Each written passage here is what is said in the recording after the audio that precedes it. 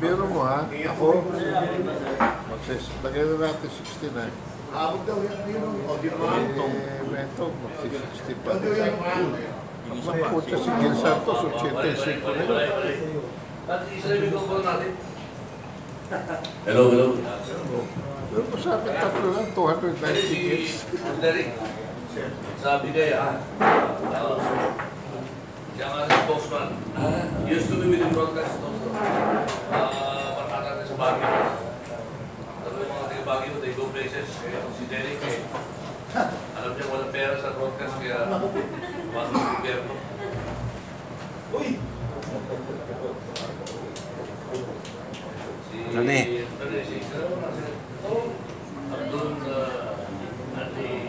Andogan. Ring na Maranao. Marawi, kaya makakuha natin. Hindi siya ang bahay niya ron.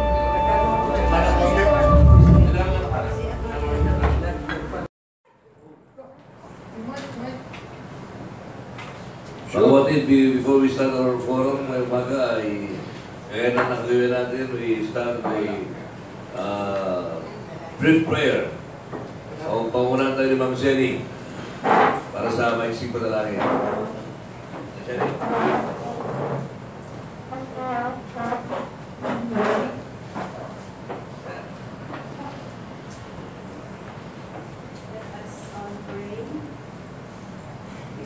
This time, we need a lot of prayer with these problems that country is facing. And there's no better way to move the hand of God but to pray. So, Father God, thank you so much for this opportunity that we can come to your throne of grace and receive from you. Thank you, Father, that each one in this building, in this forum, wants to have a great change for the country. Thank you for all these people and their families. Father, you will give them wisdom, knowledge, and understanding, and prosperity both in mind and body and spirit. Thank you, Father, that once again we will be able to share with each other what we can do for our country. We praise you and we worship you. In the mighty name of Jesus. Amen. Amen. Thank you, Mami Jenny. That's take our seats. Magandang mga sa inyo lahat sa harap po ng Liga ng Mga Brodkaster sa Pilipinas. Again, we'd like to welcome you to our regular Broadcasters Forum at dito na po tayo sa Max Restaurant. Sa loob po ng KITV Circle, siguro ito naman ay hopefully magtatagal lang kaya ng kinagalingan natin ang Grand Product namin na kusada eh. Inabot tayo ng 6 years doon.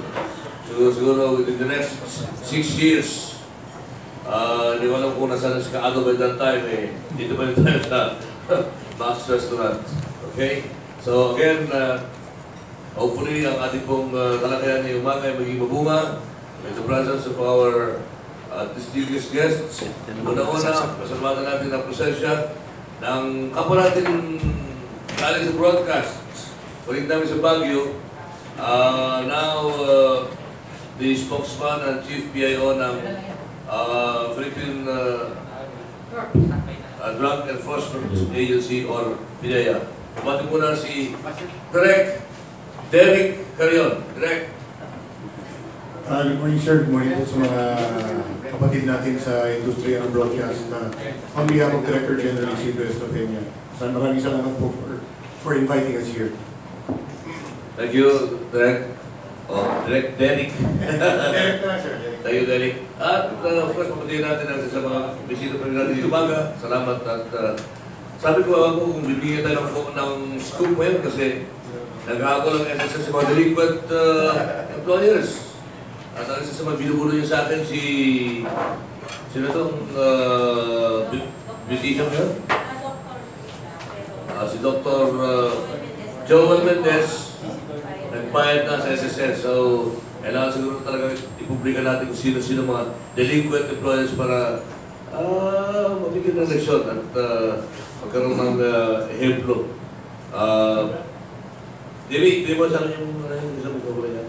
Ang ating spokesman naman, spokeswoman, ang Social Security Officer 4 ng Media Affairs Department ng SSS, Ma'am Cecille Mercado. Yes po, magandang umaga po sa inyong lahat at natutuwa po kami at kami na imbito muli sa pagtitipong ito. At sa ngalan po ng aking boss, si Maria Luisa Sebastian, na nasa Regional Forum po sa ating Iloilo branch. Yes po, ay ako po ay bumabati muli sa inyo ng isang magandang umaga. Kung meron po kayong katanungan, feel free to ask questions po. Maraming salamat. Cecille ka pala. Cherry ako ng cherry. Hindi na maghanap tutuloy kung sino yung mga pinagpapantasya natin ng araw. Ang mga taga-media. Cecille Mercado, yan. Okay. At andito, tumatawag sa ating muli ang isa sa ating mga kapatid natin sa all the way from Marawi. Kasi ang sa totoo pa rin ang pag-uusap nila ng Marawi. So, bibigyan tayo ng update ni kapatid Andy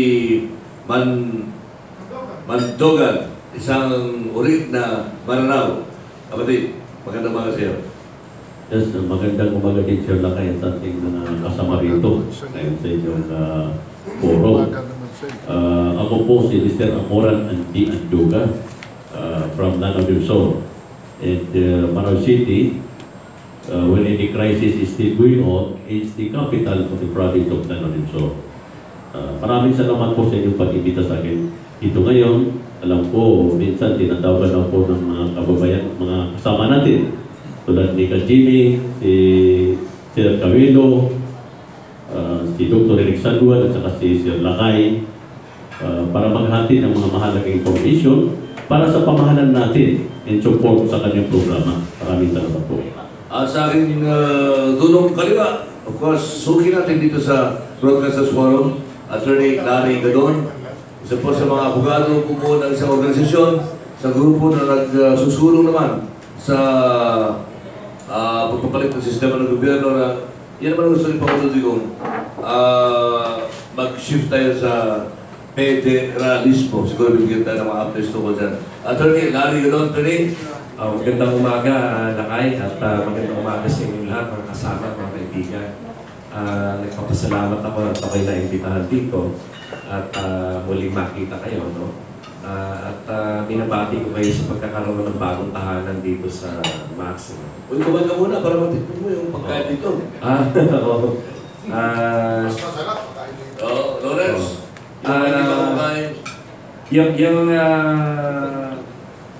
ako ay siguro ay mabibilang na rin doon sa mga tinatawag na broadcasters. Siyempre. Meron na ako ngayong programa sa DCME, 1530 AM radio, from Monday to Friday, 6 to 7 p.m. And dahil na tinakot sa Secretary Martin at bibigyan ako ng TV show. Ayun, pero nasa planning stage na ngayon, nag-uusap na kami tungkol dun sa konsepto na gusto ko. At probably in 1 or 2 months, it will be on air. So, Hindi kayo sasama kayo sa Radyo Pilipinas? Iba yung concept na gusto ko mangyari, kaya medyo natatagalan kami mag-planning eh. Meron ng tao siya in-assign sa akin para i-coordinate yung yun. At ako naman ay nahirang na presidente ngayon ng PDEA'S, yung grupo na nagsusulong ng federalismo. Yung PDEA'S is constitutional reformers. At kami ay nakaikot na kung saan parte ng Pilipinas. No? Sa Baguio, 3 beses na. Sa La Union, 2, Clark, Pampanga, Cagayan de Oro, Davao. Marami ng lugar, Cebu, Iloilo. Nagli-lecture kami ng mga principles and concepts of federalism, yung mga basic information dito. kasama ko dito kung minsan si former Senate President Nelly Cudente, sila na dating defense, dating USEC Tito Lorenzana, si Raul Lambino, Tony Lambino, ako, maraming iba. Ang ginagawa namin, umiikot kami, nakikipag-ugnayan sa mga tao kung ano yung mga katanungan nila sa federalismo.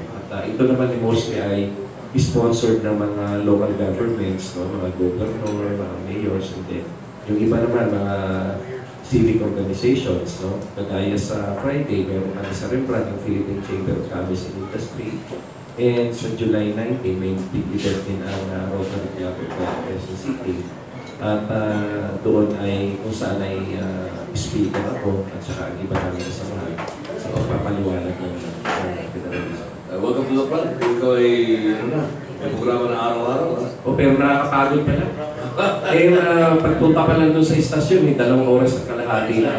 So alas 2 o alas 3 pa lang ng hapon, kahit may business meeting ako, nagpapaalam na ako sa mga kausap ko dahil babiyahin na ako, papunta na ako. Sa Mexico noon, Atty, bago natin simulan yung presentation ni Director Derric. Sa tingin mo, kaya ba yung gusto ni Presidente Ligo na in 3 years time, natala natin yung federalism? Oo, kaya. Sapagkat ang gagawin naman dyan ay magkakaroon muna ng constitutional revision. Papalitan muna ng constitution kung saan nakapaloob yung mga provisions na hahain ng mekanismo o pamamaraan upang mapatungo tayo doon sa federalismo. And by 2019, in time of the midterm elections, the plebiscite for the revision of the Constitution might be also thank you. Might also be included in the election. Okay, kaya binagay ko rin natin, tikman mo yung ating breakfast dito para kagaya ng sinabi ni Mike Abe, salamat naman at nag-graduate tayo sa 5-6 na taon na sandwich na malamig sa Rembrandt Hotel. Okay, bago si Derric, siguro mga mga announcements muna mula sa SSS. Ma'am Cecille, baka may mga pangalan ng daladala riyan na mga delinquent na hahabulin ng SSS. Actually, yung sa SSS naman po, siguro kung napapansin nyo, malimit po kami ngayong mag-offline talk. Yun po yung ating sagot doon sa ating mga reklamo na natatanggap regarding sa ating mga delinquent employers. So far, ngayon po, meron na po tayong mga around 46 employer convictions. Napapansin nyo, bakit konti lang? Kasi meron po kaming programa pa rin sa SSS sa ilalim ng installment program kung saan sila po ay nakikipag-ayos sa amin para sa mga pagbabayad ng contributions. Kasi yun nga po, in the past talagang malalaking kumpanya yung ating hinabol, sina Dr. Joel Mendez. Tapos po, meron po din tayong mga security agency na mga actually yun nga po, ang ating pong ngayon, hindi po kasi natin pinapublicize pa yung ating mga employers talaga na hahabulin. Kasi ang nagiging problem po natin dito sa SSS ay pag halimbawa na ibigay natin ng mas maaga yung mga pangalan nila, sila po yung nagtatago. So nahirapan po tayo, kaya nga po kami nakipagtulungan Lakay sa ating Philippine National Police at sila po yung nagsasagawa ng mga surveillance po dito sa ating mga convicted or employers na may mga warrant of arrest. So sa isang buwan po, magmula po nung umupo po yung ating administration, si President Duterte, ang naging directive po ng ating chairman, si Chairman Valdez, ay talagang pagsikapan at paigtingin itong panghahabol sa mga kumpanya. At ito po tuloy-tuloy po natin gagawin sa ating mga employers. Kaya nga sinisikap din natin at ini-inform natin doon sa ating mga members na huwag silang matakot na magsumbong.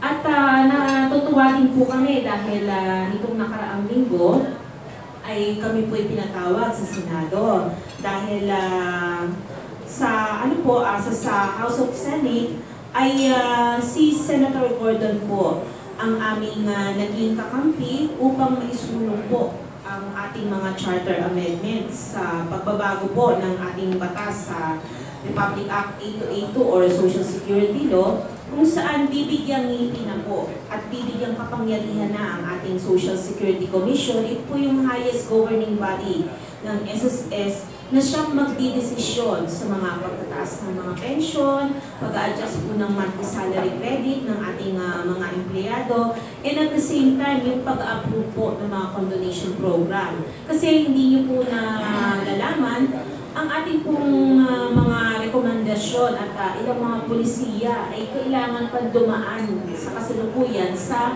Senate at saka sa House sa bicameral natin na sistema. So, sa pag-approve po nito at pagsusulong ng ating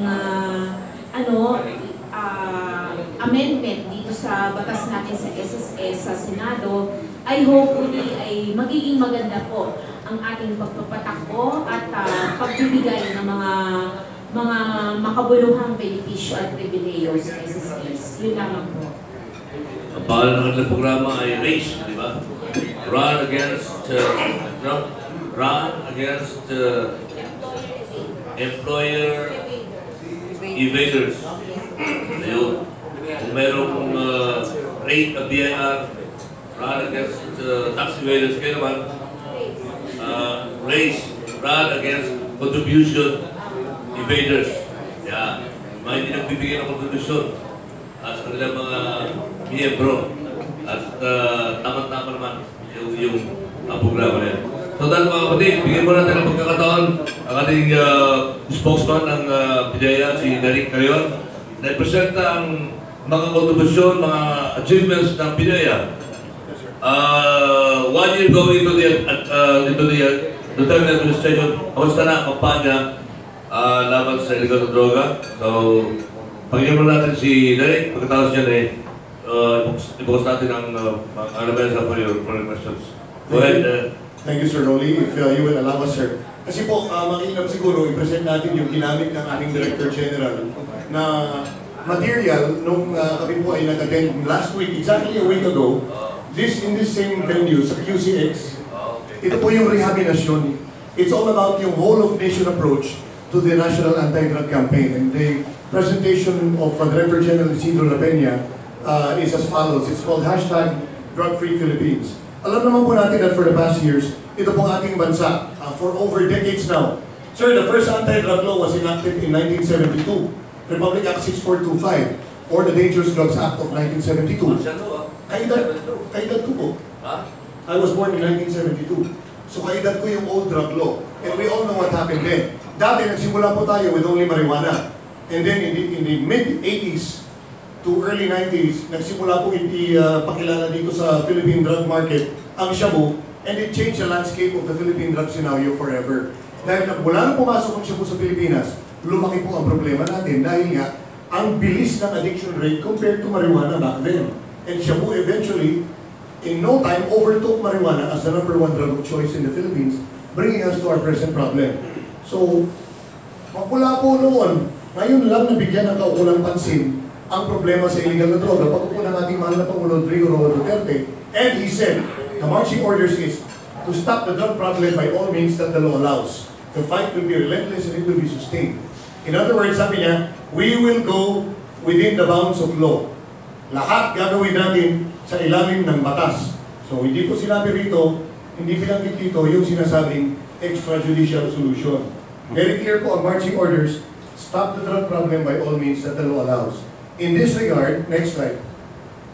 Kaya nga po, we require a whole of nation approach through what is now called the Interagency Committee on Anti-Illegal Drugs, or ICAD. Incidentally po, concurrent chairman dito, sir, si Director General Isidro Lapena of PDEA. And this is a 39-member agency which aims to unify, synchronize, and pakibalik natin. Unify, synchronize, and integrate all anti-drug efforts of the government. The 39-strong member agencies of the ICAD employ a whole-of-nation approach para po masolve itong drug problem natin using law enforcement, justice, reaching out to all sectors through advocacy, rehabilitation and reintegration of drug users as well. So yan po ang ating yan po yung ating whole-of-nation approach, thereby creating self-reliant and self-policing communities. So ang aim po ng ICAD is to rehabilitate the nation. At paano po natin gagawin ito?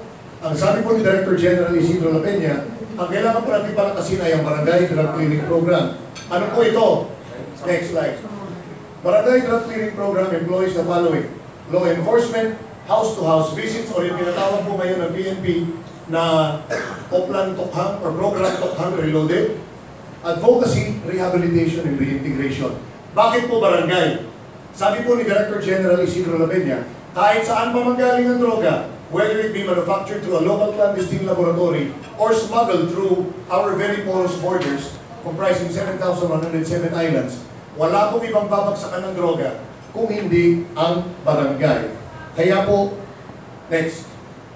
Ang sabi niya, kailangan dito palakasin po ang bawat pamilya which will comprise drug-resistant communities and eventually make a ripple effect to the municipalities, cities, provinces, and eventually the whole nation. Kailangan po rito ang local government unit and other sectors, and of course, with the help of every family, to perform their mandate and contribute in ridding out the drug problem in their barangay.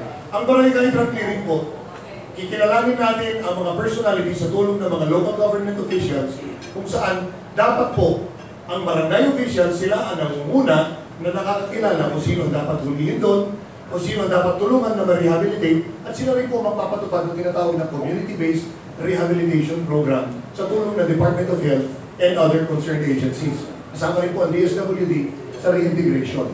Sa ngayon po, out of the 42,036 barangays ng ating bansa, we have a 48% drug affectation in varying degrees. Slightly affected means kapag meron pong kahit isa man lang na drug user sa isang lugar. Moderately affected means meron na ng pusher, ay meron na ng user, may drug pusher pa. Pag seriously affected po, ibig sabihin, bukod sa user at pusher sa barangay, may drug den, may tiyangge, may syabulab, o may imbakan ng chemical, or doon sa mga ibandang area na pinanggalingan namin nila kay Rolly, may marijuana plantation. So yun po. And so far, pakibalik ulit. Ang target po natin, as proposed by Director General Lapena, upang matugunan itong 48% drug affectation ng bansa. Every year, starting this year, 2017, sir, we aim to clear 5,272 barangays, more or less, yung ballpark figure. So that by the end of the 3-year period, mas konti na lang po ang problemahin natin na drug affectation. And for the record, sirs and ma'am, so far, out of this target of 5,272, as of June 13, 3,677 or 70% of our target has been met for 2017. Ganun po kabilis ang pacing ng ating mahal na Pangulo at ng ating Director General and the 39-member ICAD. So, dapat po ito, kung masustain ang effort natin, we expect na mararamdaman na natin epekto ng pag-clear ng buong bansa in the coming years. So we expect a reduction of at least more or less 30% of the drug-affected barangays every year. Next, please. So far, ito po yung consolidated figures natin as of June 13. 62,751 consolidated anti-drug operations, arrested personalities 84,467, 292 po, 292 are government workers, whether elected officials, appointed officials, government employees, including uniformed personnel. And we have rescued 396 minors during anti-drug operations. Next, siyam na clandestine laboratory po ang ating na-dismantle mula July 1 hanggang June 13. Yung pinaka-latest po ito yung sa Baisa, Quezon City. 150 drug dens, ito yung mga one-stop shop kung saan nagbebenta na nga, nagpapagamit pa ng droga. Total of 2,429 kilograms of shabu, with a total value of 12.49 billion pesos ang nakumpiska natin. Next please. Ito po, yung total arrested drug personalities natin and the 1,300,000 plus surrenderers translates to 15% of reduction from the estimated drug supply. While ito po, yan, 1,306,389 surrenderers and the arrested personalities also represent 33% reduction of yung mga tumatangkilik sa industriya ng illegal na droga. And the PNP has declared, sir, na there was a 28.57% reduction in index crimes because of the decline in the drug market. Next, please. So far po, there's an 85% satisfaction rating on the anti-drug campaign, and 81% of Filipinos feel safer to walk the streets nowadays as a result of the reduction in the crimes. Next, please. Sabi po ni Director General Labenia, doable itong pag-achieve natin ng drug-cleared or drug-free Philippines basta tayo lahat po ay magtutulong-tulong. So that ends our quick presentation. Pwede po tayong sumagot sa mga katanungan. Thank you, sir. Thank you, Derric. Siguro, una ko na tanong. Congratulations sa mga efforts ninyo, mga programa ninyo. Ang tanong mo yung Derric, ba't pa hindi nauubos yung Cebu na yan? Kung halimbawa, ang programa pa sa madaling araw, ang programa pa madaling araw, programa namin nagani, 4 to 6, sila ng 6 taas. Araw-araw yung mga reports na mga reporters namin sa labas. Ang daming mga droga. Hindi na sa Metro Manila, kundi nationwide.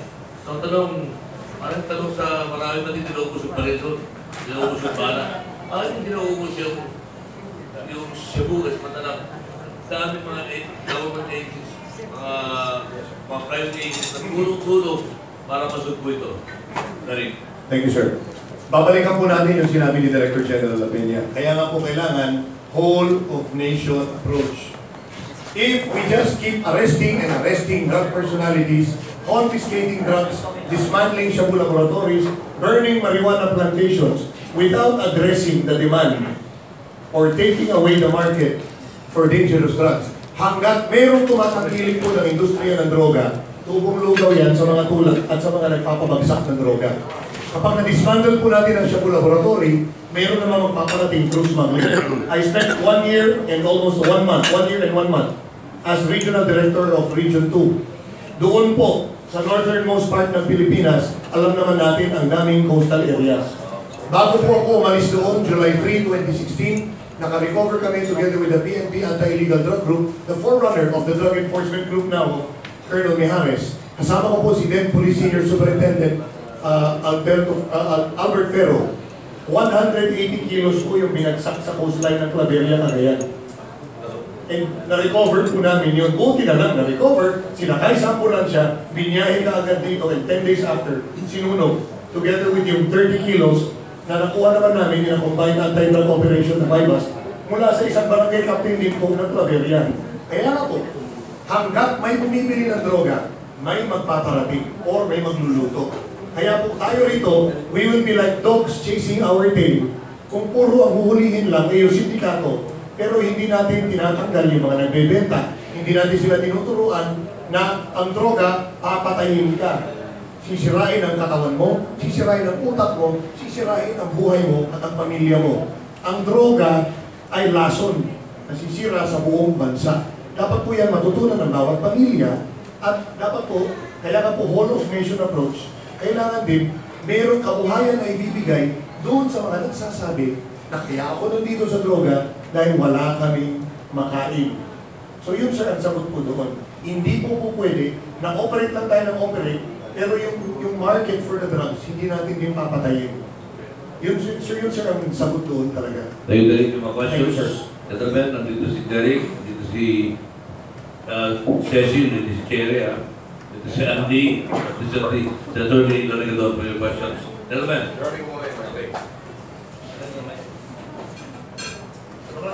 Okay, Derric Carreon. Sir, as President Duterte mentioned, kaya pinaspond yung barangay election sa taong ito ng last election. At ngayon gusto i-postpone na naman because of barangay infested areas. 40% daw ng mga barangay officials ay kung hindi involved, sila ay handler ng mga drug lords. May paglistahan ng PDEA. Meron ba kayong mga information kung sino-sino yung mga barangay officials na ito para matuloy mag-hindi election once and for all, malaman ng taong bayan kung sino yung mga iniimbestigahan. Ilabas na yung pangalan na yan at kung matuloy pa ng election, hindi sila manalo. By October 23 kasi, pag hindi na-repeal yung batas, tuloy yung election. Ganito yan kasi, sir. In fact, ilang ulit na po yan natanong kami. We've even gone through Congress with this. Tinatanong kami if there is a dedicated list. While it is true, hindi lang actually ho kami. Several other agencies of government are contributory to what is the master list na hawak po ng ating mahal na Pangulo. Yes, kasama ho kami doon. But the President has other sources of intelligence, hindi lang po kami.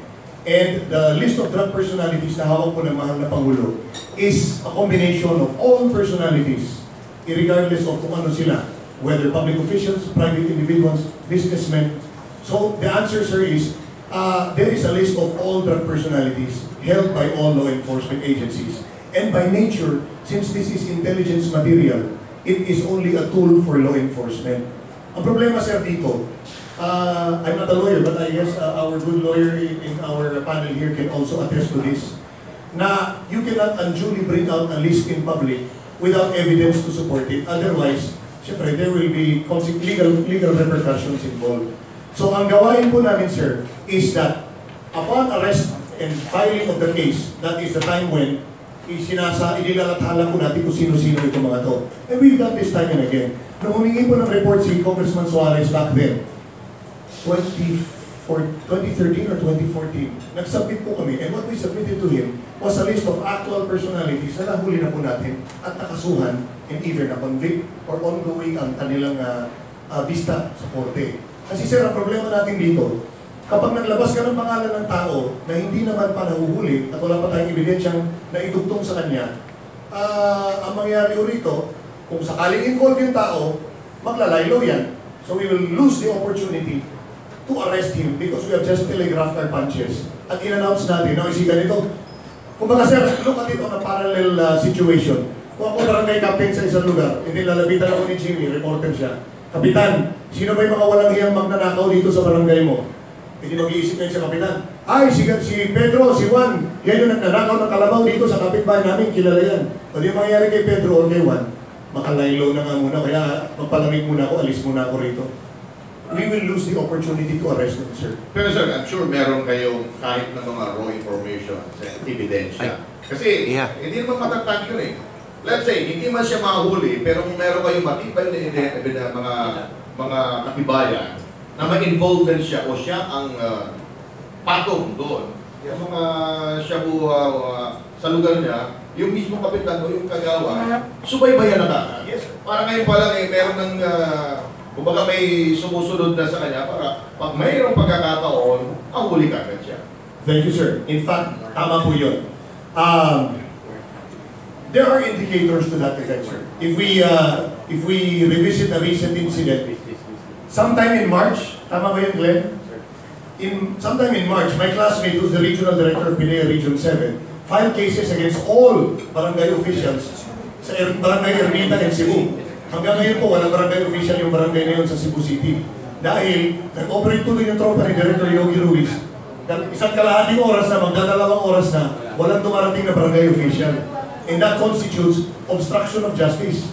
Dahil po, doon sa bagong batas na amending Section 21 of RA 9165, I think it's Republic Act 10641, binawasan na po yung required witnesses kapag may inventaryo ng ebidensya pag anti-drug operation. Pero hindi po pwede mawala doon ng elected official. And yet sila pa yung ayaw tumating. So ang ginawa po ni Atty. Yogi Ruiz, kinasuhan sila lahat. And hanggang ngayon, yan, nasa ombudsman, suspended pa rin sila and may ongoing case sila. Neglect of duty? Yes, serious neglect of duty and obstruction of justice. Supposed to be part of the solution. So tama kayo, sir. And that is the subject of our continuing case build-up. Kapag may mga taong napapansin natin imbis na maging bahagi ng solusyon, mukhang bahagi po sila ng problema. Thank you, sir. So, maka-expect kami itong papalapit na October, mas marami kayo. Definitely, sir. Yun. Kasi sir, high value target po ang tawag sa ganyan. Kaya na sir, balik po tayo dun sa talaan. Forward mo yung slide, Glenn. About 2 slides or 1 slide. Ayan sir, government workers arrested. Priority sa amin po yan. Kasi ang high value target po sa amin are government workers, whether elected or appointed officials, members of the uniformed service or law enforcers, pwedeng foreign national, member of a drug syndicate, known personalities, whether celebrities, or even media, kung nagkataon po.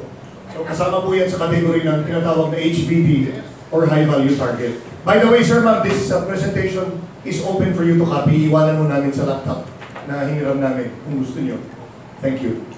Sir, huwag mo nang sabihin na may ano ngayon araw na ito sa mga media. May surprise drug test. Dali na pala. May napapalitan ng araw pa na 2 TV personality. Ba't hindi pa lumulungan yun? You can be assured kung meron man po, they are currently subject of constant case build-up and surveillance. Kahit sino pa po yan. In fact, alam niyo po, ang pinapatupad ngayon ni Director General Isidro Lapena, if only to establish and further strengthen our credibility. Sa amin po, nagpagawa, ito si Jimmy, alam niya yung developments eh. Hindi ba activated na yung Counterintelligence Division directly under the Office of the Director General. Kami nga po, constant daily lifestyle check, 24/7. Kasi dapat po yan, para magsimula sa amin, kung may diferensya yung organisasyon, dapat sa amin palang malinis na. Para may moral ascendancy tayo na manghuli. Thank you, sir. Ano? Good morning po. Tayo po ba ay may record na mga barangay captain na naging biktima ng tukhang? Biktima ng tukhang. Sa halip na sila'y kasuhan, ay pinapasok na lang sa bahay at pinapatay. Meron mo ba tayong record? DIDM, sir. PNP DIDM. Hindi po, kasi our mandate is specifically on anti-drug, the anti-illegal drug operations or anti-drug campaign. Kapag mayroon na po allegations of homicide cases or death under investigation, that is a PNP mandate, sir. Kasi parang yan ang shortcut eh. Sa halip na kung mahirap kasuhan, ano na lang, di ba? Sir, babalik ako dun sa marching order. By all means that the law allows. So, malinaw naman po yun na kautusan sa amin. It should be within the bounds of law. Pag nag-shortcut ka, very likely magkakaproblema ka. Morning po. Sir, ano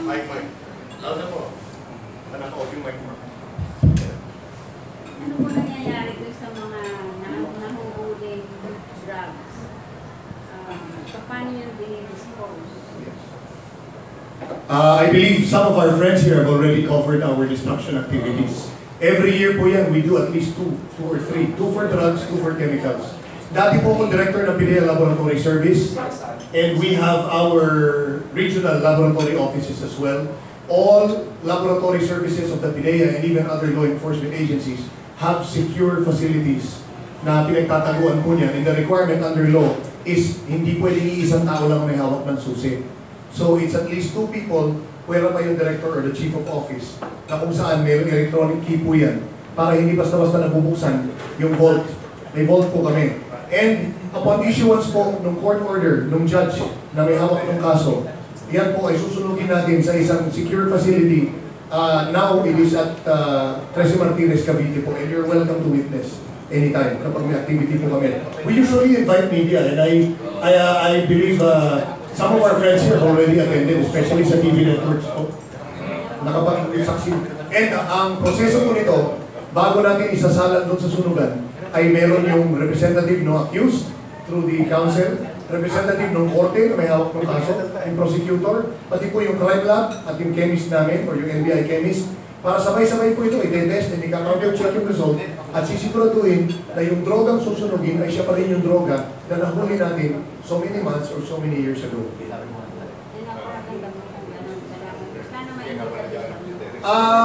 Palagi naman po kami nagpapaabot ng imbitasyon, Bro Jimmy, or any other colleague in the media industry, maaga lang po kasi kami maalis. We usually leave at 6 a.m. or earlier para makarating po sa Cecille Martinez on time. Thank you po. Sayang maging broadcaster mo, kapit-marketing mo. Maraming salamat. Okay, so ay acknowledge natin ang pagdating ng ating chairman, Mike Calvet. Traffic. Tama. Upo ka na rito, chairman, kasi natatakas na rin ako eh. Okay, go ahead. Ito pa. Good morning, Director. At sa lahat ng mga umaga po. Ang PDEA may mandato ito sunod sa batas, Dangerous Drugs Act of 2002. Nabanggit nyo kanina na ngayon lang nabigyan ng importansya ang problema sa droga sa panahon ni Presidente Duterte. Yan ba ibig sabihin na ng mga nakarang presidente pinipigilan kayo na gampanan ng inyong trabaho? Kasi ito, independent yung sa Office of the President. Sir, the answer is no. The fact is, we've always been under the Office of the President since our establishment. Nagkataon lang po, and we all know this, what catapulted President Duterte to the presidency? It is because ginawa niya pong centerpiece ng kanyang plataforma de gobyerno ang pagsugpo sa illegal na droga. Kaya po nasabi natin na ngayon nabigyan ng centerpiece focus ang anti-drug campaign. But this is not to say na hindi po pinapansin or pinipigilan ang anti-drug campaign in the past years. In fact, even the previous administrations, I came in during the administration of President Gloria Macapagal-Arroyo. And since then, when we took our oath 11 years back then, I'm part of the pioneer batch of agents together with my classmate here, Agent Maramba. And since then, ito po, batikang operatiba yung kasama ko, who operated in the Visayas area. Meron pong mandato, may kautusan. Yun lang, nagkataon po na in this particular administration, naging focus po siya. Naging centerpiece po siya ng plataforma ng ating pamahalaan. But this is not to say that PDEA and other law enforcement agencies did not perform their mandate in the past years. Kasi po, kung titignan niyo naman yung accomplishments sa mga nakarang taon, parang hindi rin naman pong nahuli. Yun lang. Ngayon, maski tanungin niyo, hindi lang kami, tanungin niyo ang kapulisan, tanungin niyo NBI, tanungin niyo ang lahat ng ahensya, including customs and armed forces, we get the support that we need now more than ever. Yun lang naman. Makapal po yung listahan ni Pangulo Duterte. Yes, sir. Nung pumasok siya bilang Pangulo. At marami doon, mga pulis, maraming mga public officials, local government officials, may mga judges. Ang tanong mo, sa mga oras na ito, ilan sa mga personalidad na yun ang nasampahan na ninyo ng kaso sapagkat kayo ang lead agency ng anti-drug campaign? Sir, from July 1 to July 1, 2016 to June 13, 2017, ayan po yung figura. 292 government workers in different capacities. Arrested. Yes, sir. Arrested and definitely facing cases. Nasampahan po yun ng kaso? Yes, sir. Ang pinaka-prominente, sino po? Well, if you want yung highest ranking in terms of the uniform service, there was a lieutenant colonel. And I think we all know what happened after that. No? So, isang tanong lang po, sir. Yung bang sa China pa rin ba nanggagaling yung mga droga ngayon? yes, sir. At ano pong ginagawa ng agent nyo para tuldukan yung importation o smuggling pagpuslit na droga sa bansa? Sir, there was a protocol of cooperation na napirmahan po ng ating mahal na nasaksihan ng ating mahal na Pangulo at pinirmahan ni Director General Isidro La Peña together with his counterpart from the Office of the National Narcotics Control Commission ng China. This protocol of cooperation, ito po yung dokumento na nagdedetalye kung paano tayo makikipag-intelligence exchange and combined operations with the China anti-drug authorities. Ano po yung naging produkto nito? Early June ba ito? Or late May. Yung nakuha sa Valenzuela na may about 604 kilograms of dangerous drugs. Yung combined operation po natin with the Bureau of Customs and the NBI. Yung nakuha po sa dalawang warehouse sa Valenzuela. That information came directly from China coursed through China Customs, received by Philippine Customs, and then implemented ang anti-drug operation po by the three agencies, Customs, NBI, PDEA. May nasampa na kaso po? Meron, sir. Meron po. Chinese. Chinese din. Yes, sir. National. Yeah, I think it's still Chinese, but it's a warehouse in Valenzuela. Thank you, sir. Thank you, sir. Okay, mayor na lang nagkakaroon siya doon sa sabi mo, Derric, pero alis ko din sa samantalay ko na pagkakataon ng mga salamat, Derric, Cecille, Atty. Gadon, tapos si Andy, at dahil sa ako'y pagsamantalang magpapaalam muna, dahil as usual, punta ko sa Karakin sa TV. Meron kami newscast, so si Chairman Mike muna, siyang nahalina dito. So, Atty. Gadon, may dalagang po ako. Gusto ko lang rin sana idagdag sa kaalaman ng lahat na dun sa katanungan ng ating kasama na noong panahon ni President Gloria Macapagal Arroyo, no, ay diyan binigyan ng talagang matinding kapangyarihan ng PDEA. Binigyan niya ng malaking pondo para yan ay makapag-operate ng gusto. And mismong si President Duterte, ina-acknowledge niya na mabuti na lang ang inumpisahan ni President Gloria Macapagal Arroyo ang pagbigay ng pansin sa problema ng droga.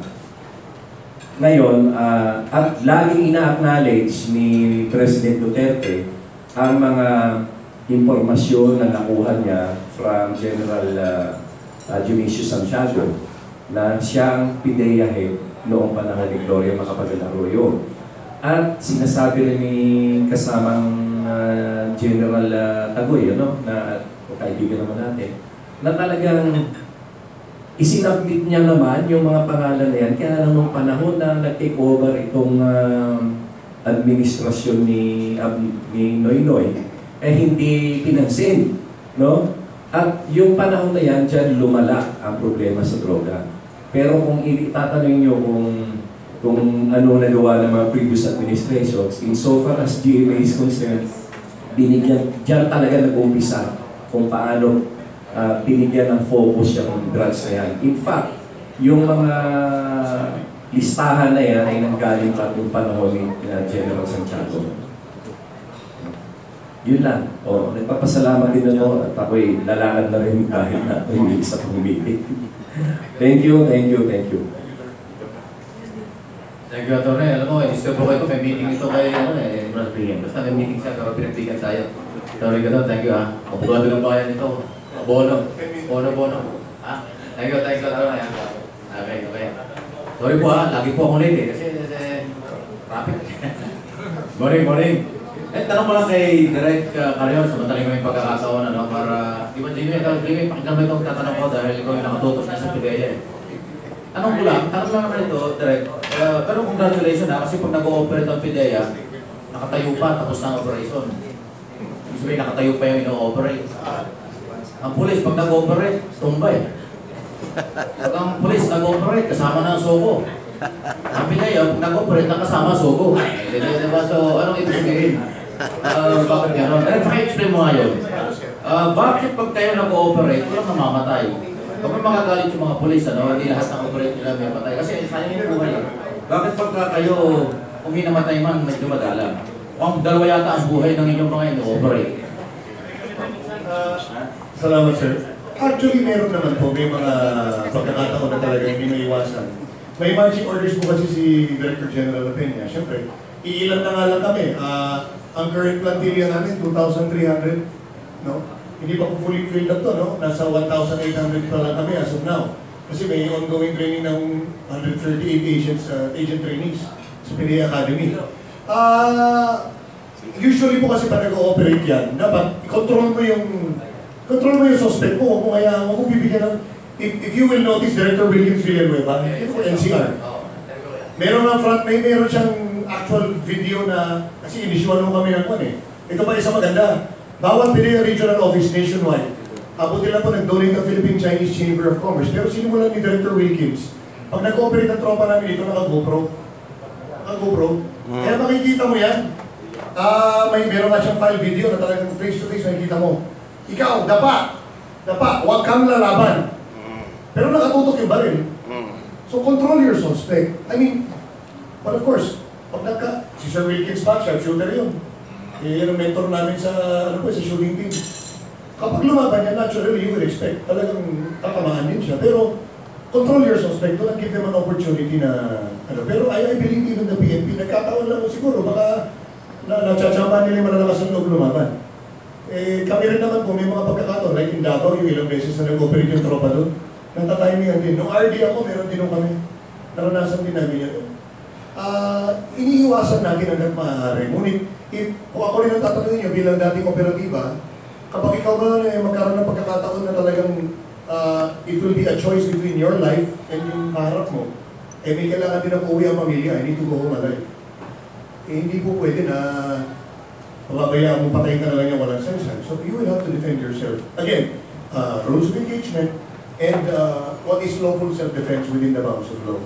Pero hanggang maaari yan, syempre, iwasan natin ang casualties on either side kung pwede. Sir, may mga chances ba na nag-operate kayo tapos nasunog because of the PNP? Kasi bakit may involvement din yung PNP sa local areas na nasunog kayo because natimbrihan sila? Or you operate alone na walang timbre sa PNP? Usually naman ngayon sir, under the ICAD, dahil synchronized na tayo, synchronized, unified, and integrated. Minimal na po yung mga incidents na gano'n. We enjoy either independent operations, pero lalo na po kung malaking trabaho, mas maganda talaga yan, combined interagency force yun. Katulad na nangyari sa Valenzuela, na nandyan pa nga pati customs, kasi the information was initially channeled through Bureau of Customs. So, nowadays, hindi na po, rarity na po yan yung sunugan. Kasi wala nang taguan ng walang taguan ng holdings. Kumbaga, there is intelligence sharing among agencies. So, iniiwasan na po yung mga ganun. Project ko to yung ibigay sa'yo. Dapat hindi ganun. So kung naka-GoPro kayo, naka-body camera kayo, yes. Sinasuggest nyo ba na yung PNP, ganun din sa kanilang mga operation? Lahat na kanilang operate. Meron silang documented. I think they're also moving. In fact, baka they're already doing it. Ang problema lang kasi sir sa PNP, tingnan nyo naman kung gano'ng karami sila kumpara sa amin. They're about now 170,000 strong. Mahirap po puntuhan yun kung ano yung bawat unit. Mura ng body cam ngayon. Mura na sir. Pababa ng mga supplier kami rin. Pero kami kasi sir, mas konti kami. Kaya mas madali talagang bilhan at i-equip, diba? Dahil we're less than 3,000 pa lang nationwide. So, mas madali talagang bilhan at bigyan compared to. But I think, nag-i-initiative po dyan usually are the field commanders per unit or per region. Yung mga army ng police, nagne-network sila with the businessmen in their area and may nagdodonate. That's the way to go, I think.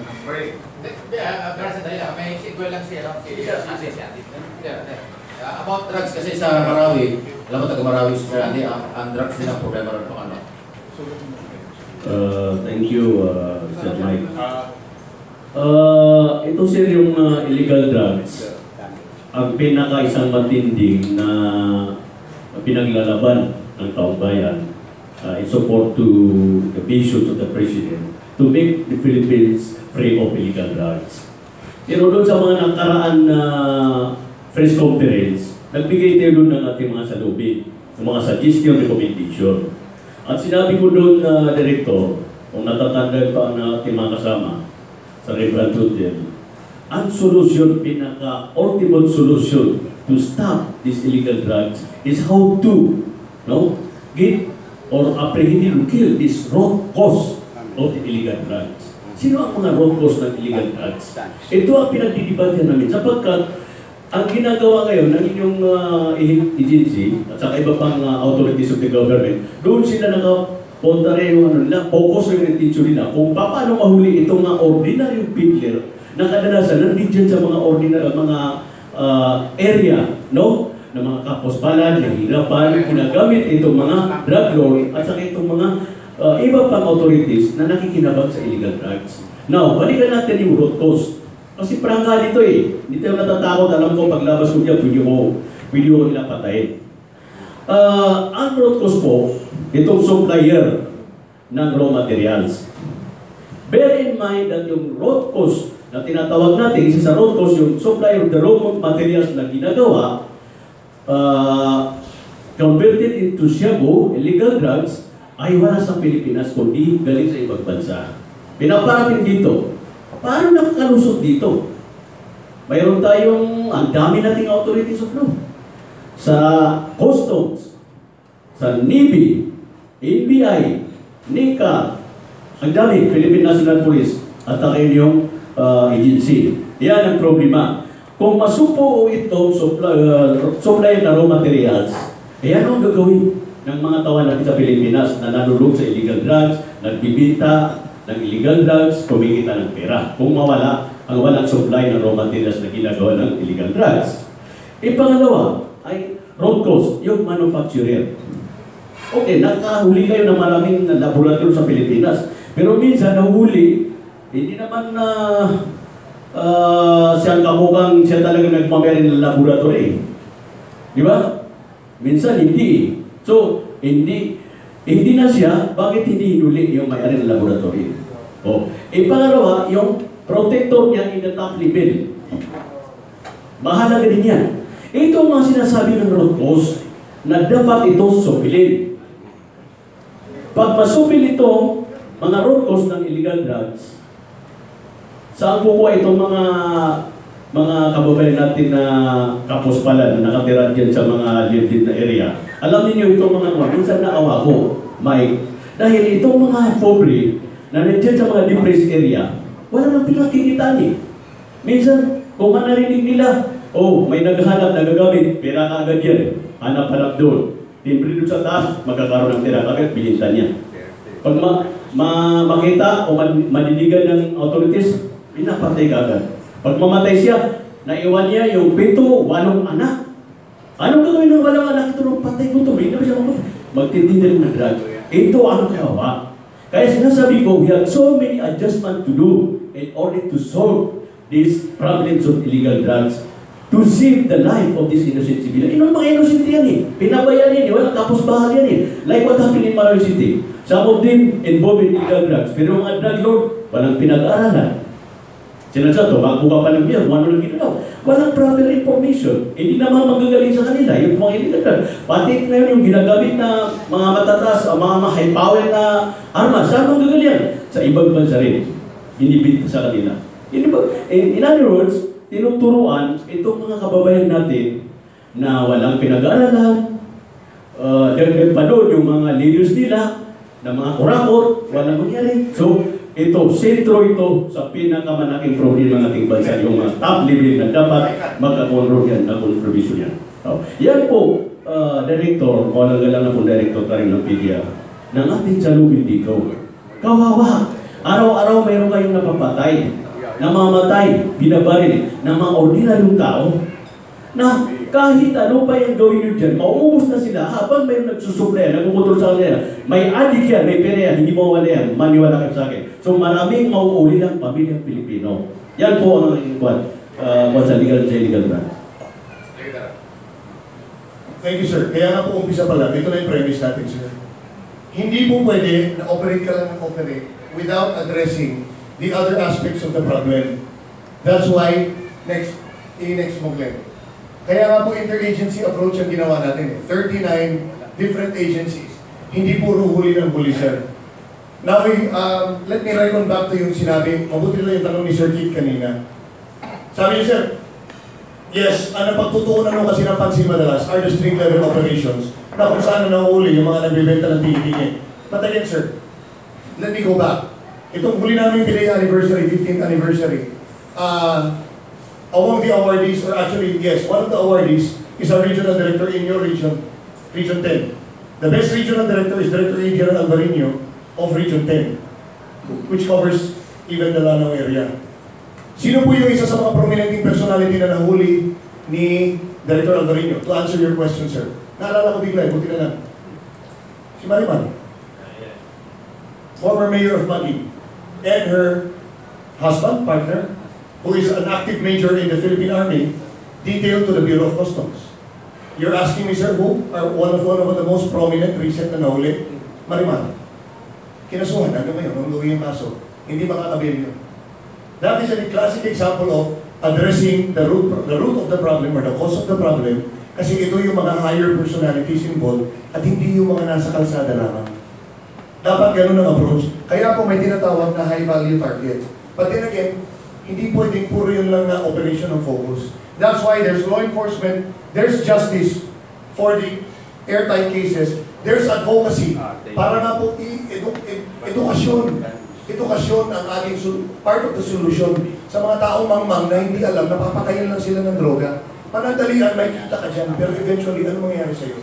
Sisirain, papatayin ka. And sa mga nanulong na, ayan, rehabilitate and reintegrate them.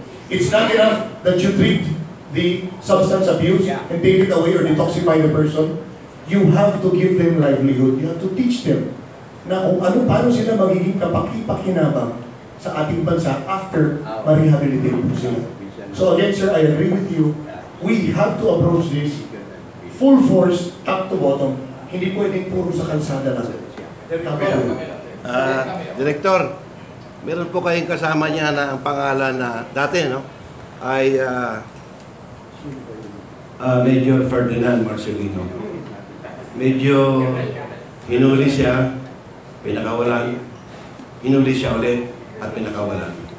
Meron pa kayong update sa amin ng mga ordinaryong tao kung ano talaga ang mga naisiwalat ni Major Ferdinand Marcelino na nakakatulong sa inyo ngayon? Hindi, ako po mismo, unfortunately, since classified lahat ng kung ano man ang pertaining to now Colonel Marcelino. Colonel na, Colonel. Yeah, I am not privy to the details of kung ano man ang nabanggit niya. Especially ngayon nga, na-dismiss uli yung na-withdraw yung criminal information laban sa kanya. So most likely, he might eventually help out in the campaign. Kasi hindi yung natin pwede saklawan yan. Nalipat na sa next pillar of the justice system yung kaso niya eh. Nandyan sa prosecutorial level eh. And then, yun nga po, na-withdraw yung criminal information. So, but of course, bagamat ganun, nag-file naman po ng MR ang PNP Anti-Illegal Drug Group and our unit na kasama sa operation. And so far, I am not privy to ano yung naging course of action ng DOJ dyan. But antayin na lang po natin kung biglang lumutang si Colonel Mars and may masabi, subaybayan po natin. But I'm sorry, I cannot answer you directly as to kung ano yung mga sinabi niya dahil hindi po ako privy doon. It might be classified and I am not privy to the basic or the details of that. Pero nung time na involved na sa inyo, ano ba ang kanyang record? Ano ba ang record? Well, ako personally, yung nasaksihan ko mga operations niya, although sadly, yung alamang case, na-dismiss po yun or na-acquit yung mga akusado because of technicalities. Marami naman po naging magandang trabaho din si Colonel Mars.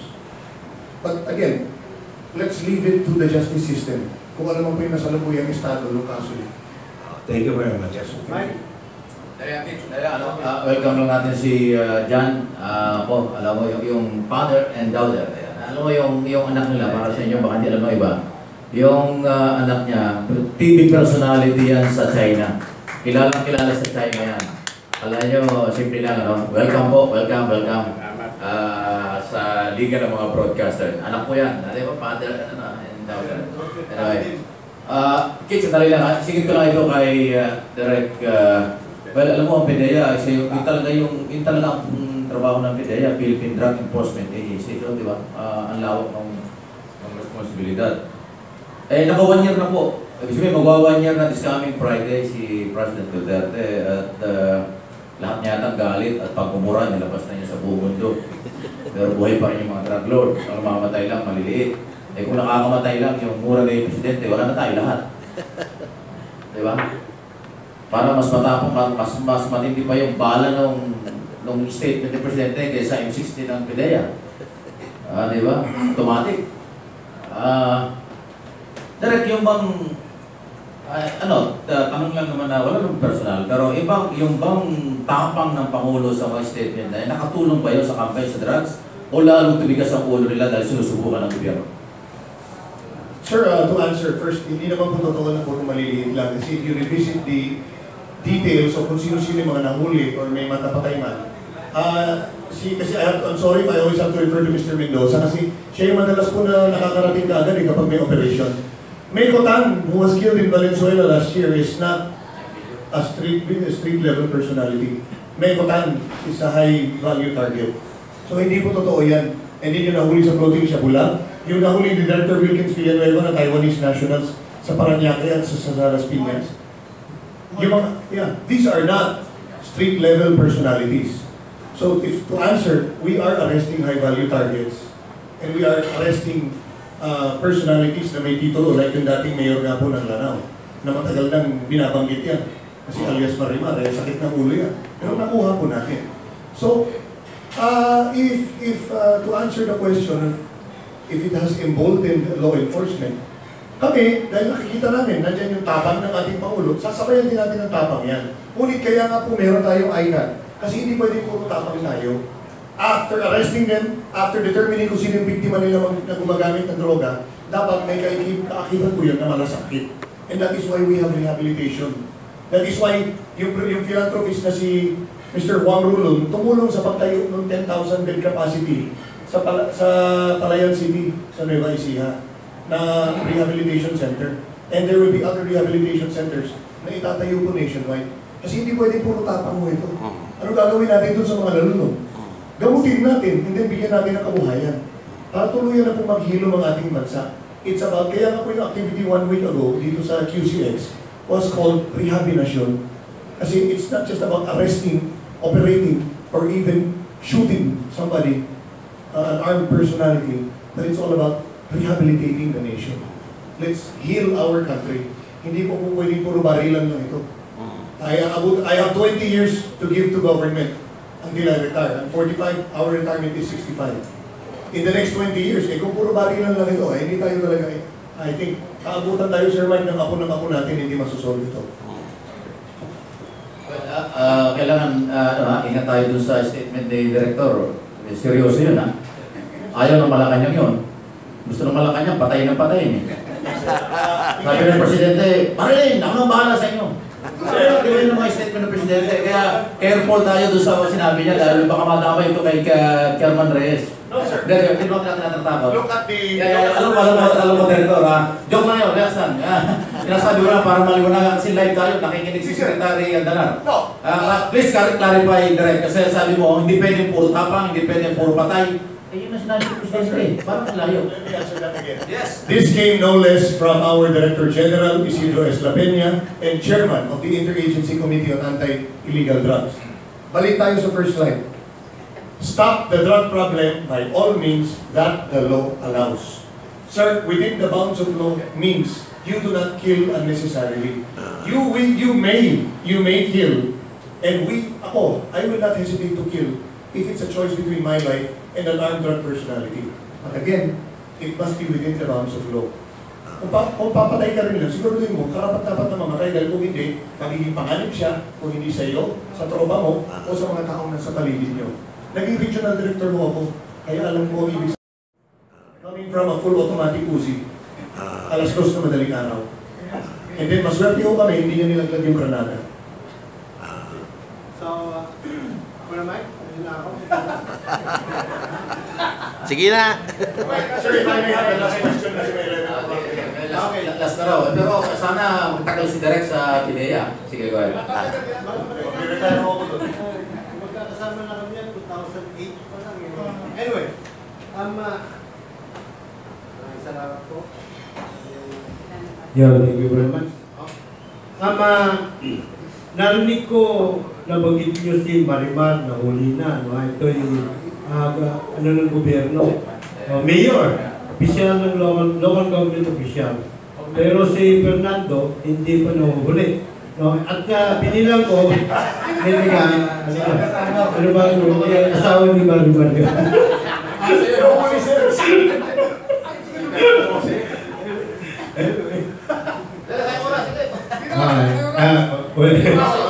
Anyway, naalala ko lang, pinilang ko kasi mga personalidad na medyo matataas na binanggit yung mga apat.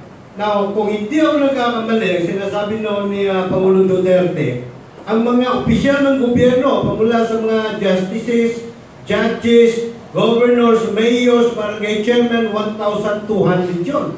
Ang mga opisyal sa police, 1,200 din. So, medyo malaya ang Anyway, pagka mabuti siguro ko, ilabas ko yung mga pangalan na yun para lang magkalinawan. At kung ano yung mga status Nung iba pa, sila pa ay sinusuyod nyo pa rin hanggang ngayon or what. Pero, ang isang balakid dyan sa trabaho nyo talaga yung nakalagay doon kanina, justice. Hindi po ba? Panahon po ng General Santiago nung araw, may listahan na siya, sabi niya sa akin, Kik, hindi namin pwedeng galawin ito kasi ito yung mga malalakas politically. Di ba? Politically. So, hanggang hindi pa rin sila nagagalaw eh. So, malalakas pa rin pa sila politically. Another question, Direk. Wala akong nakita doon sa slide nyo kanina na kasama yung mga mamamayan. Kasi for a drug enforcement to be effective, dapat ang lahat ng sambayan ng Pilipino kasama niyo sa labang ito. Ngayon, ang isang importante riyan, hindi lang pala isa, ang importante riyan para makasama niyo ang mga mamamayan, unang-una, hindi ba malalagay sa balag ng alanganin ng sarili nila pag sila ay nagsumbong? Baka naman pag nagsumbong sila sa pulis, sa PDEA, ay kasabot pala ng mga drug lords yung mga pinagsumbungan nila, iyari sila. Pangalawa, ano ba ang pinaka-maepektibo niyong pamamaraan para yung magsusumbong ay hindi kinakailangan magpakilala ng sarili? Di ba? At meron bang garantiya na tatrabahuin nyo kapag mayor na ang kanilang isinusumbong? Magic eye. Napatunayan na nga sir eh. Nahuli na, bagamat hindi na siya incumbent by that time. But still. Sir, perhaps you missed the point. That's why the Director General wants to take the fight to the grassroots. Pag sinabing grassroots, kasama ang mamamayan. Kaya kung pa sinabing whole of nation approach. Barangay drug clearing is the answer. Because you cannot clear a barangay without the support of the people in that community together with the officials. Kaya nga po, kasama pati ang family, which is the basic social unit, and the barangay being the basic political unit. Ano po ang nakasaad sa barangay drug clearing? Law enforcement, house-to-house visits. Kapag binisita niyo ang isang bahay, yan actually, yung tukhang lang nagkaroon na hindi magandang connotation, pero actually tukhang is house visit, knock and plead. Makiusap sa bawat bahay, kabahayan, upang suportahan ang ating kampanya. So that is the essence of encouraging every family, every household, every community na sumuporta sa atin. And of course, kasama yung barangay officials. Kaya nga po, dun mo makikita kung sinong opisyal ang tutulong at hindi. Na kapag nanatili na hindi clear ng kanyang barangay, may problema si kapitan at ang kanyang buong konseho. Dahil mukhang sila ay kasama sa problema, imbis na kasama sa solusyon po natin. So this will bring us to the real problem. Because at the end of the day, sabi nga po ni Director General Lapena at sinabi ito ni Director Wilkins dito sa NCR, the fight against illegal drugs will be right at every doorstep of every barangay. Hindi po pwede na yung itaas lang tayo, ibaba po natin sa grassroots. And then to answer your question, paano sila makakasiguro? There is Operation Private Eye. If you have information leading to the dismantling of a shabu laboratory, chemical warehouse, marijuana plantation, the arrest of high-value targets, may reward po siya. How do you receive it? In cold cash. Hindi nyo na kailangan i-encash yung check para hindi ka na matrace. Receive it personally, or you send an emissary, nakaskimas. Patakapin yun, buong-buo. Kung nakarang anniversary namin, 4.6 million. Two informants of 2 million each, kasi that's a maximum reward per project, and another informant, 600,000. That's how we do it, sir. All in anonymity. The problema sa justice system. Well, wait, sir. Sir, that's why the President signed Executive Order number 50, creating ICAD, or the Interagency Committee on Anti-Illegal Drugs, para maobliga ang lahat ng sektor na tumulong. So I think now, ang bilis po ng pacing natin. Every time magpa-call ng meeting si Director General ng ICAD, si DJ Lapena, nandiyan lahat ng ahensya. Hindi pwedeng hindi mag-attend, hindi pwedeng sabihin walang quorum. Lahat po nag-attend. And then every cluster of the ICAD also conducts its individual meetings. In fact, what's today? 28. Tomorrow, the Rehabilitation Reintegration Cluster will again have another meeting. And it's jointly by the DOH and the DSWD. Then malaking po ang trabaho nila. We have 1.3 million surrenderers. We have to give the proper intervention. Majority of them, community-based rehabilitation. 1% of them, facility-based. And the rest, outpatient. Judiciary ba kasama sa ICAD? Oo. Sir, the justice cluster under DOJ links up with our judiciary. DOJ, pare. Sir, because the judiciary is an independent branch of government. All these agencies are under the executive. The ICAD was created and if before anyone will even answer, tutalusin ko na sir, bago ko umalis. The ICAD is not counter to the Dangerous Drugs Board because the ICAD is execution. The Dangerous Drugs Board is policy. Policy. So let them enact or create the policies. We will execute with the help of all these agencies. Thank you, sir. May pahabol na ako rito. Bago tayo direct, ito muna, makibalita tayo dito muna sa SS. Puro tayo drugs eh. Ang daming perang drugs, pero ang SS, hindi ko alam kasi meron akong pera niya sa SS, kaya kailangan ko malaman kung matatag ko ba itong pera natin sa SSS. Diba? Meron report man nung nakaraan lang na okay, nabigay nga ng ating gobyerno yung 1,000, another 1,000 next year. Pero mukhang hirap yata talaga yung pera. Totoo ba yun na pagdating ng araw, baka pag hindi gumanda ang koleksyon, wala talaga yung pera natin? O baka magkulang yung kailangan ibigay sa mga may tunay na may-ari nito. Ano talaga ang score niya? Actually, yung pong pagdadagdag uli ng 1,000 pension, hindi naman po yung next year kaagad. Kasi, syempre, kailangan pa po natin palaguin yung collection natin. Pero eventually, kinumit naman po din natin based on actuarial studies din, saka yung ating financial viability by 2022 or earlier. So, wala naman po dapat ipangamba yung ating mga members kasi kami naman po, hindi naman po kami nade-delay sa pagbigay ng pension. Siguro ma-attest po yan ng ating mga pensioners na walang delay at saka hindi po pumapalya talaga na nagbibigay kami ng pension at mga benefits. So what we are doing nga po, as what I've told earlier nga po, ay yung nga pong aming pagpapaigting ng ating collection po by running after this delinquent employers. At maganda naman po ang naging reception kasi we make it a point that we have this oplantokhang sa ating mga employers kung saan sila naman po ay eventually nakikipag-negotiate with us. Although meron na silang mga warrant of arrest, talagang inaresto na po ng ating mga PNP and CIDG operatives, ay hindi pa naman ho sila din ma-excuse doon sa kanilang criminal and mga administrative liabilities. At sabi ko nga po, maraming huwang nag-signify na magbayad at bumalik sa kanilang regular status as employer.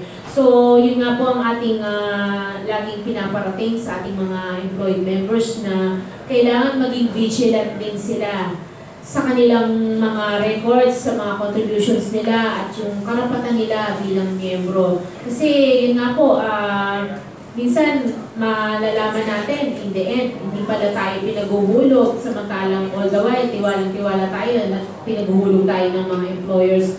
So yun po, marami naman po tayong ways to check our records with SSS at doon sa pangamba na malulugi ang SSS, hindi man po malulugi. Basta kailangan lamang po ay tayo po ay actively paying at the same time din po tayo po sa pamunuan ng SSS ay marami pong ginagawang paraan upang magpalago pa po ng ating mga collection. Ang hiningi lang po natin, syempre yung inyong pong suporta at pangunawa kung merong mga pagkakataon talaga na yung mga clamor po ninyo ay hindi po kaagad nagpununan. Maraming salamat po. May tanong mo sa SS. Sige. Tama. Yung operation tokang nila, identify naman yung mga company. Hindi katulad ng operation tokang ng PNP, PDEA, hindi alam ko sa nakatira yung adik. Pero ito, alam ko sa nakatira. Kilala rin ba basta madali. Bakit kaya tokang pa rin ang ginamit nyo? Hindi ba nakatakot dyan, tokang na yan? Baguhin na yan, baguhin na. Sir, magpaalam na po ako and before I go, I will be leaving a copy of our flyers for the PDEA hotlines, smart globe and text po ito. And then, when paki-flash yung recruitment video natin, baka may kakilala ko kayong qualified, may 16-second video ho kami rito on the current recruitment kasi we will be recruiting for the 11th batch ng PDEA agents. Baka gusto niyo pong kopyahin din ito kung may thumb drive kayo. Ayan po yung qualifications. And then, ayan yung requirements po. 16 seconds lang po yan. Pwede nyo kopyahin sir, baka pwede nyo kami matulungan kasi we have a massive recruitment campaign. See, we have opened PDEA provincial offices and we need to man these with agents nationwide. Hindi na lang po kami hanggang regional office, but now we have provincial offices in all 81 provinces and the 5 districts of the National Capital Region. Para po we can bring the fight closer to the communities. So maraming salamat sir.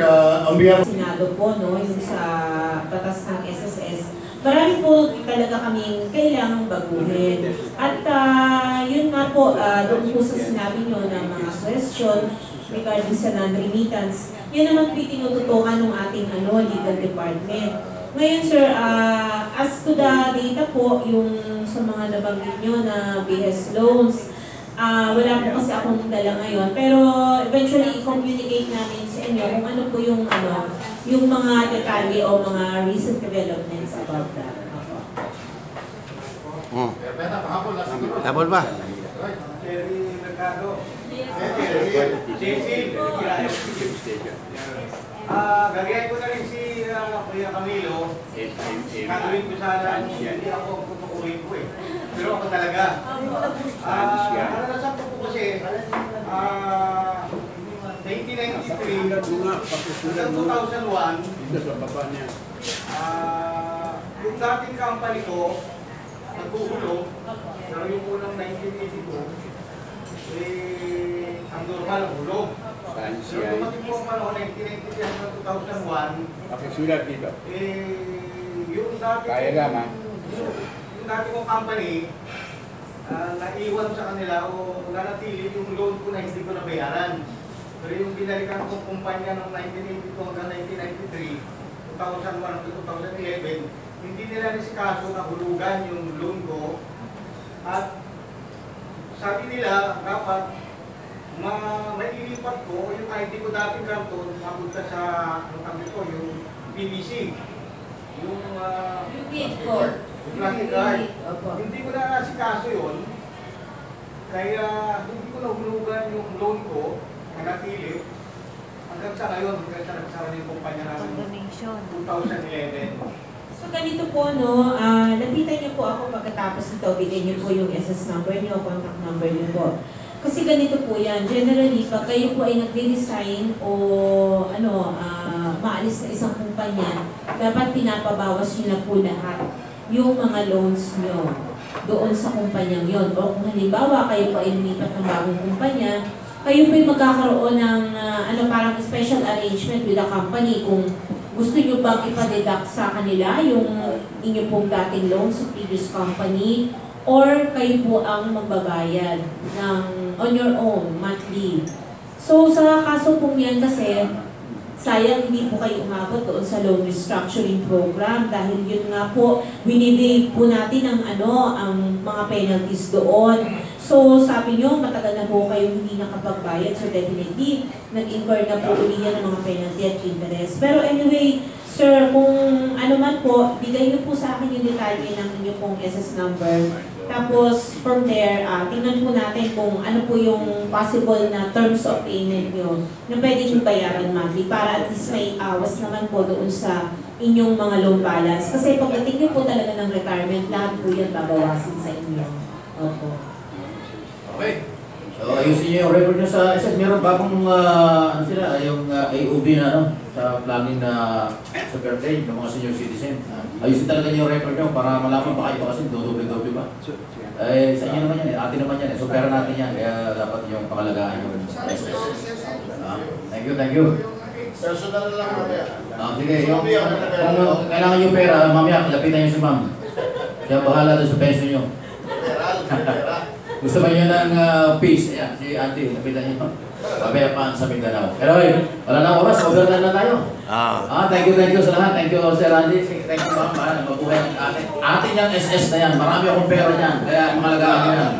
200 years. 200 months na ako, 220 months na ako naguhulog yan. makuha ko niya sa gawin ng retiro. Voluntaryo ko ha. 1.7 ang nuhulog ko dyan, monthly. 1.7, hindi sa matas eh. Basta 1.7 ang nuhulog ko dyan, monthly, regular yan. Kaya pag ako naningin sa inyo, walang pera, hindi manda ko kayo, ang tagal ko naguhulog, wala akong delay, wala akong utang. Ang nag-retiro ako 10 years, mga 10 years pa. Ayan, dami ko sisigaling kayo, yung pera ng isa, pangalagaan niya, marami akong pera niya. Thank you. Biro totoo yan, marami talaga akong pera. Lahat ay may pera niya. Mabuhay yung SSS. Kung gusto yung mga siguro, SSS. Kung gusto nyo ng view, bahala na kayo. Thank you.